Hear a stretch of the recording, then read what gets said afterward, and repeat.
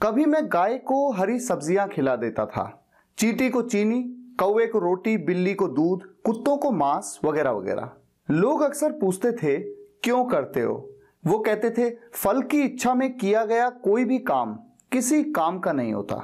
मैंने कभी बहस नहीं की, लेकिन हमेशा माना भले ही मैंने पुण्य की चाह में किया, कम से कम किया तो। मैं उनसे तो बेहतर हूं जिन्होंने कुछ नहीं किया। आज का ये पैराग्राफ हो या इस दुनिया का कोई भी पैराग्राफ, ट्रांसलेट करने का तरीका तो लगभग एक जैसा होता है। कभी मैं गाय को हरी सब्जियां खिला देता था, कभी मैं गाय को हरी सब्जियां खिला देता था। देखते जाइए, समझते भी जाइए। समटाइम्स मैं खिला देता था। किसी को जब आप खिलाते हैं, जैसे गाय को, चींटी को, कौवे को, किसी को भी जब आप कुछ खिलाते हैं, खिलाने को फीड कहते हैं या फैच कहते हैं।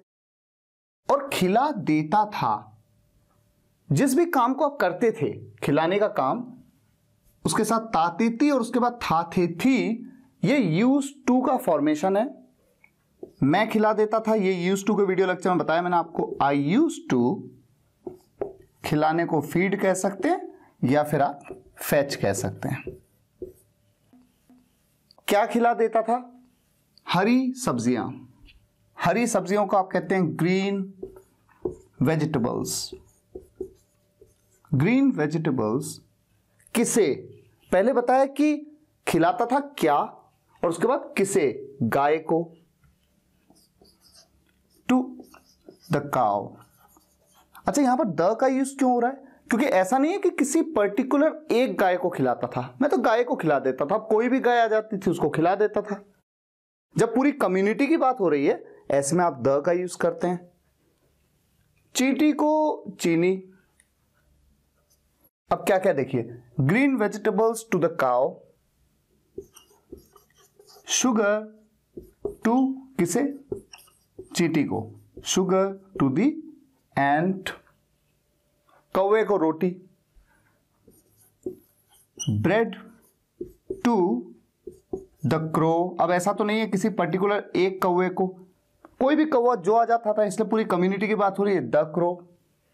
बिल्ली को दूध, मिल्क, दूध, किसे? To the cat. कुत्तों को मांस, मांस को आप कहते हैं मीट, किसे? To the dog.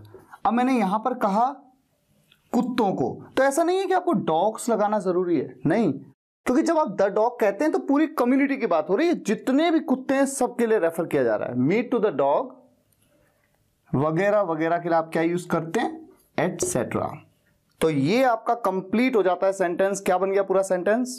Sometimes I use to feed green vegetables to the cow, sugar to the ant, bread to the crow, milk to the cat, meat to the dog, etc. तो इस sentence में कोई confusion नहीं होना चाहिए। Move करते हैं हमारे अगले सेंटेंस पे। लोग अक्सर पूछते थे क्यों करते हो। लोग अक्सर पूछते थे, तातेती थातेथी, पूछना एक क्रिया है, क्रिया के साथ लग के तातेती थातेथी आया, तो फिर से एक बार ये यूज टू का फॉर्मेशन बन रहा है। लेकिन यहां पर एक बार आप इस पूरे सेंटेंस में, ये पूरा एक सेंटेंस था, इस पूरे एक सेंटेंस में आप यूज टू ऑलरेडी यूज कर चुके हो, इसलिए दोबारा से यूज टू के बजाय इस बार आप वुड का यूज करिएगा। सब्जेक्ट है लोग, पीपल, और उसके बाद वुड का यूज। यूज टू का यूज आप करना चाहें तो कर सकते हैं, ऐसा नहीं है कि आप कर ही नहीं सकते। बिल्कुल, पीपल यूज टू आस्क बोल सकते हैं, लेकिन ज्यादा बेटर होगा कि एक बार सेंटेंस में ऑलरेडी यूज टू आ गया, उसके बाद आप वुड का यूज करते चलें। People would ask. अच्छा, यहां पर अक्सर भी था, तो आस्क से पहले हम ऑफन का यूज कर लेते हैं। क्या? क्यों करते हो? क्यों करते हो मतलब तुम ये क्यों करते हो, तुम ये क्यों करते हो। प्रेजेंट इंडेफिनिट टेंस में क्यों के लिए आप यूज करते हैं वाई। प्रेजेंट इंडेफिनिट टेंस में डू का यूज करते हैं, डू या डज का, यू के साथ डू का। Why do you do it. ठीक है, क्वेश्चन कंप्लीट। लोग अक्सर पूछते थे why do you do it, आप ये क्यों करते हो। वो कहते थे, दे वुड से, वो कहते थे। फिर से देखिए, ताते थी थाते थी वर्ड का यूज। दे वुड से, वो कहते थे। क्या कहते थे? उनकी कही गई बात को डायरेक्ट स्पीच में बताया गया है। फल की इच्छा में किया गया कोई भी काम किसी काम का नहीं होता। ऐसे सेंटेंस को बनाने में दिक्कत इसलिए आती है क्योंकि आपको ये समझ ही नहीं आता कि सब्जेक्ट क्या है।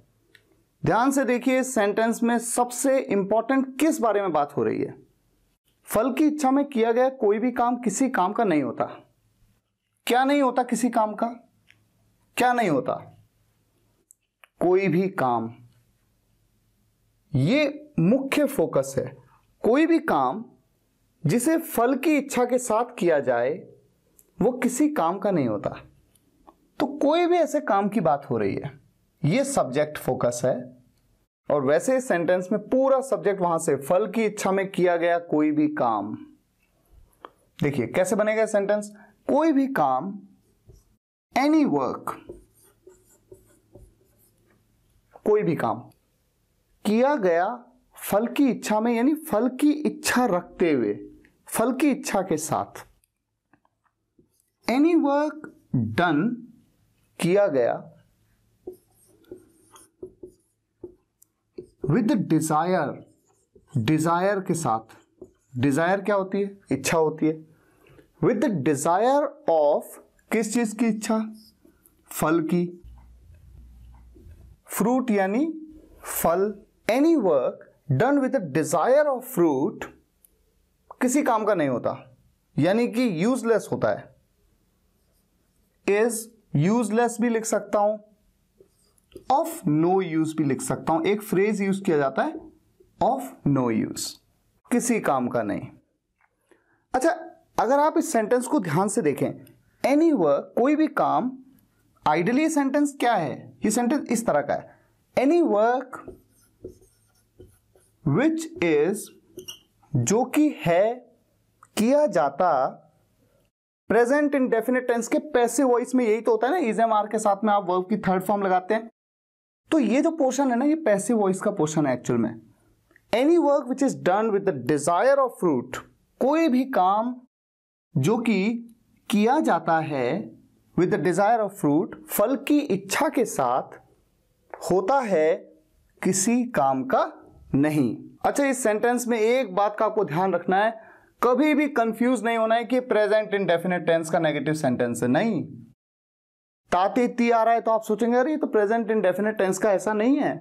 वो इसलिए नहीं है क्योंकि ये तो टेंस का सेंटेंस ही नहीं है, टेंस कैटेगरी का। यहां पर किसी के द्वारा किसी काम को करने की तो कोई बात ही नहीं हो रही है, तो ऐसा कोई भी सेंटेंस तो टेंस में होता नहीं है। अगला सेंटेंस, मैंने कभी बहस नहीं की लेकिन हमेशा माना। भले ही मैंने पुण्य की चाह में किया, कम से कम किया तो मैं उनसे तो बेहतर हूं जिन्होंने कुछ नहीं किया। मैंने कभी बहस नहीं की, यानी कि मैंने कभी आर्ग्यूमेंट नहीं किया। आर्ग्यूमेंट मैंने कभी नहीं किया। तो एक वर्ड है आर्ग्यू, जिसका मतलब होता है तर्क वितर्क करना या बहस करना। मैंने नहीं किया। पास्ट इंडेफिनिट टेंस में आई नेवर, कभी नहीं क्या किया? आर्ग्यू किया। आर्ग्यू की सेकंड फॉर्म आर्ग्यूड का यूज करेंगे क्योंकि ये पास्ट इंडेफिनिट टेंस का नेगेटिव सेंटेंस है। आई नेवर आर्ग्यूड। अच्छा, होता क्या है, अगर नेवर ना होता, नॉट होता केवल, मैंने बहस नहीं की, ये कभी ना होता, यहां पर ऐसे में नॉट का यूज होता, तभी सेंटेंस होता आई डिड नॉट आर्ग्यू। वहां पर आप वर्ब की सेकंड फॉर्म का यूज नहीं करते, लेकिन ये सेंटेंस नेगेटिव होते हुए भी यहां पर वर्ब की सेकंड फॉर्म का यूज क्यों हो रहा है? सिर्फ इसलिए क्योंकि यहां पर नेवर का यूज हो रहा है। आई नेवर आर्ग्यूड, लेकिन हमेशा माना। बट ऑलवेज बिलीव्ड, किस चीज पे मैंने विश्वास किया? क्या बात है जो मेरे मन में थी? अब ये वो बात है, भले ही मैंने पुण्य की चाह में किया। भले ही, कंजंक्शन के वीडियो लेक्चर में बताया मैंने आपको कौन सा कंजंक्शन यूज होगा यहां पर। इवन इफ, भले ही मैंने किया, past indefinite tense, I did, किस लिए? पुण्य की चाह में। पुण्य की चाह में यानी कि फल की इच्छा में। तो इसको एक फ्रेज इसके लिए यूज किया जाता है, बहुत ही फेमस है, for the sake of virtue, या तो आप ये कह सकते हैं for the sake of virtue, पुण्य की चाह में, यानी पुण्य की इच्छा में, फल की इच्छा में, या फिर आप क्या कह सकते हैं, इसकी जगह पर बता रहा हूं मैं आपको, for the will of the fruit, for the will of the fruit. कम से कम किया तो, भले ही मैंने पुण्य की चाह में किया, even if I did for the sake of virtue, या फिर even if I did for the will of the fruit, कम से कम किया तो, एटलीस्ट कम से कम आई डिड, कम से कम मैंने किया। ये तो क्लियर हो गया यहां तक। अब इसके बाद, मैं उनसे तो बेहतर हूं जिन्होंने कुछ नहीं किया, मैं उनसे तो बेहतर हूं यानी उनसे बेटर हूं, आई am better than those, better than तुलना में, किसकी तुलना में, उनकी तुलना में, दोज उन लोगों की तुलना में जिन्होंने कुछ नहीं किया, हु डिड नथिंग, कुछ नहीं, हु डिड नथिंग। अब देखिए पूरा सेंटेंस कितना इंटरेस्टिंग सा बन गया। I never argued but always believed even if I did for the sake of virtue या for the will of the fruit, at least I did, I am better than those who did nothing. मुझे उम्मीद है आपको ये video lecture पसंद आया होगा। पसंद आया हो तो लाइक जरूर करिएगा और शेयर जरूर करिएगा, कम से कम अपने कुछ फ्रेंड्स को व्हाट्सएप या फेसबुक ग्रुप्स में, और कमेंट्स में जरूर बताइएगा कि वीडियो कैसा लगा। Thank you so much for watching this video guys. फिर मुलाकात होगी नेक्स्ट वीडियो लेक्चर में। Take care, good bye.